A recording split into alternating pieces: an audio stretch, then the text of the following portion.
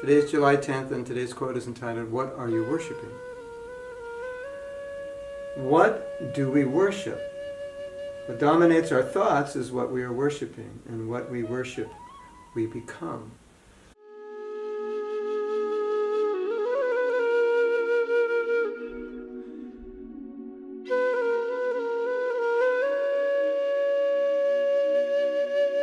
So, we've talked before about the power of thoughts and how thoughts absorb our consciousness, a particular way of looking at the world, a particular way of being, and how they formulate our actions and what we become. So this quote is just making it more clear that we are worshiping many things. For most people it's money and sex and success. And so we kind of mold into what our consciousness is focused on. So nice in Krishna consciousness you can worship deities and you could become Krishna conscious because what you worship is what you become. We can worship the holy name, we can worship Srimad Bhagavatam, we can worship the sadhu.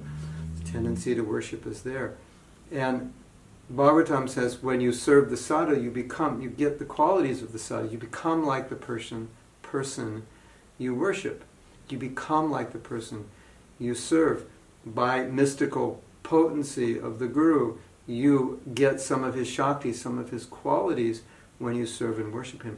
When you take risks in Krishna consciousness, when you put yourself out in the service of Srila Prabhupada, in order to serve, he gives you qualities which you'll need for that service, which maybe you don't inherently possess, but they're divinely given to you. And so you become a via media, or you channel that kind of power.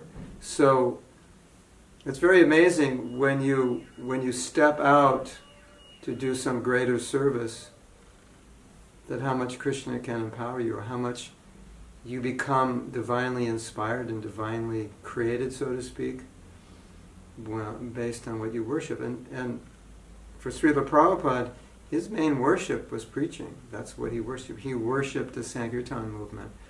And he left us that legacy.